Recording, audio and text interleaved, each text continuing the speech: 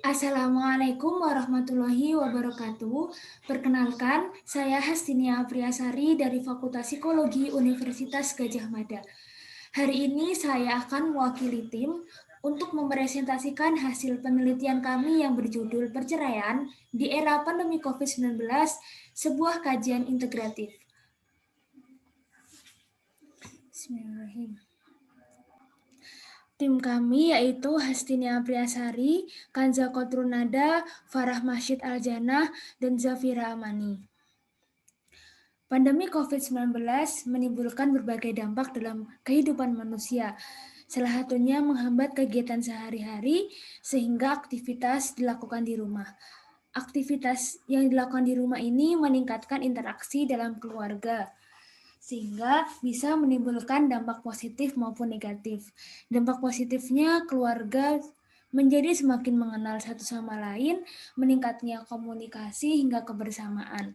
Dampak negatifnya bisa menimbulkan konflik, hingga terburuknya bisa terjadi perceraian.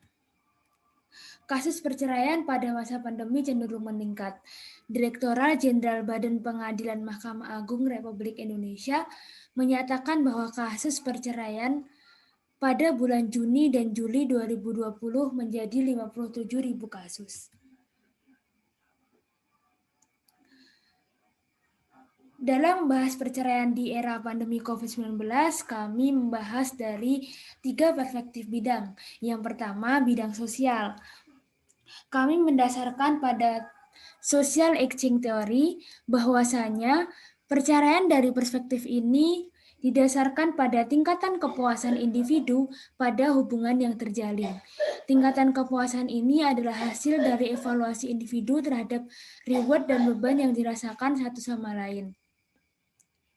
Yang kedua, masalah finansial. Ketidaksepakatan dalam urusan finansial diprediksi menjadi faktor penyebab perceraian. Perbandingan perceraian di daerah perkotaan ditemukan lebih tinggi. Perceraian banyak terjadi pada usia awal pernikahan. Pasangan dengan kondisi status sosial ekonomi rendah lebih banyak melakukan perceraian. Dan yang terakhir, individu yang memiliki kekuatan religius cenderung tidak melakukan perceraian. Dari perspektif klinis, menyebutkan bahwa kesehatan mental memiliki pengaruh terhadap ketahanan keluarga dan terjadinya perceraian. Kami membahas hubungan-hubungan kesehatan mental dan perceraian. Yang pertama, gangguan mental penyebab perceraian.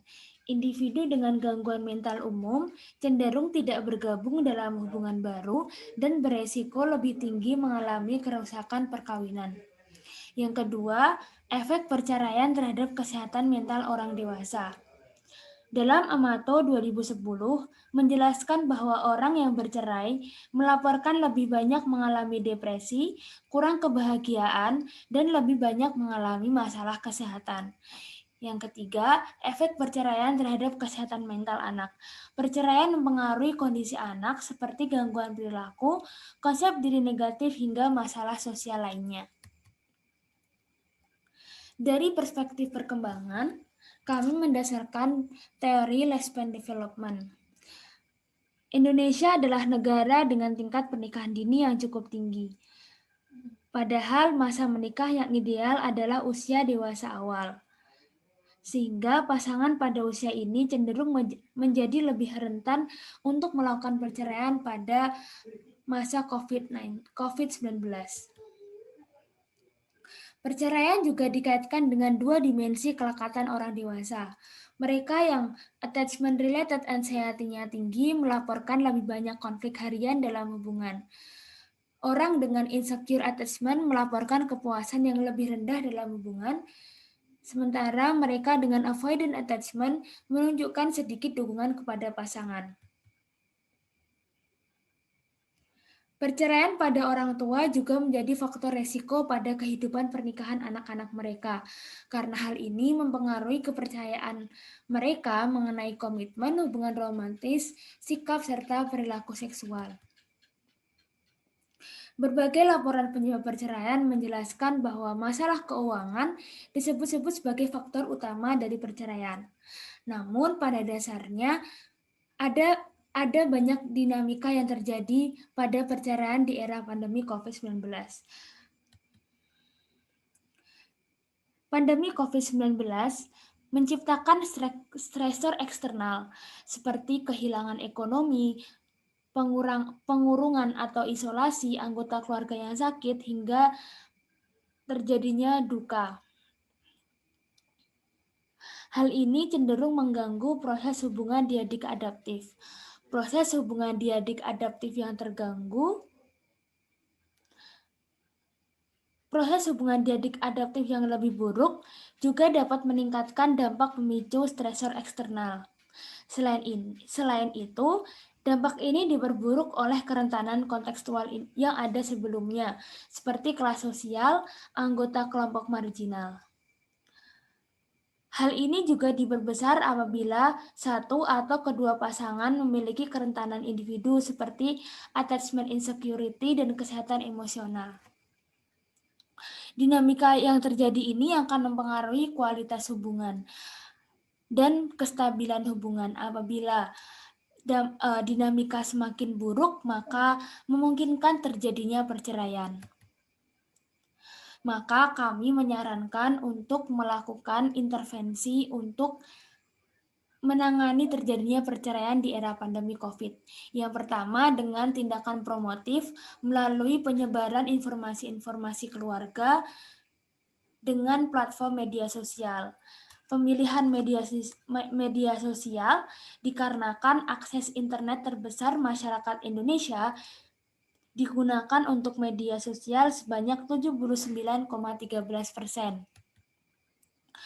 Yang kedua, dengan tindakan preventif, mengadakan seminar daring dengan tema-tema keluarga untuk menjangkau banyak orang dari berbagai daerah. Selain itu, perlunya mengundang pembicara yang ahli dalam bidangnya.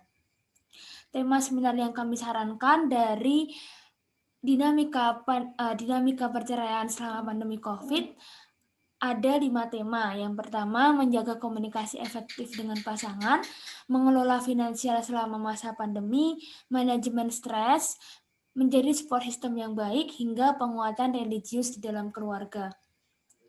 Selanjutnya, intervensi kuratif yang kami sarankan, melakukan pemantauan secara daring terhadap interaksi pasangan yang akan bercerai, melakukan psikoedukasi, latihan kesadaran, dan restrukturisasi kognitif pada anak, melakukan mediasi hukum, hingga telekonseling. Kesimpulan dari kajian kami adalah perceraian di masa pandemi ini tidak hanya disebabkan oleh satu faktor saja. Permasalahan finansial yang diperparah oleh kondisi mental individu akan berdampak lebih berat pada individu tersebut dibandingkan dengan individu yang memiliki mental yang lebih stabil. Selain itu, hubungan attachment yang kurang sehat pada pasangan juga meningkatkan resiko terjadinya perceraian. Tindakan promotif, preventif hingga kuratif perlu dilaksanakan untuk mengatasi isu perceraian ini. Saran kami, perlu adanya perhatian lebih berupa penanganan yang nyata, melakukan penanganan promotif dengan memanfaatkan platform media sosial, melakukan preventif dengan mengadakan seminar-seminar, hingga kuratif yang dilakukan dengan supervisi secara online kepada pasangan yang bercerai, psikoedukasi, mediasi hukum, dan telekonseling. Penanganan kuratif ini membutuhkan psikolog dan badan hukum untuk merealisasikan program-program serta membutuhkan bantuan masyarakat untuk berperan. Berikut ini referensi yang kami gunakan. Demikian presentasi yang dapat saya sampaikan pada hari ini. Apabila ada pertanyaan lebih lanjut, boleh menghubungi hastina@mail.ugm.ac.id. Terima kasih. Wassalamualaikum warahmatullahi wabarakatuh.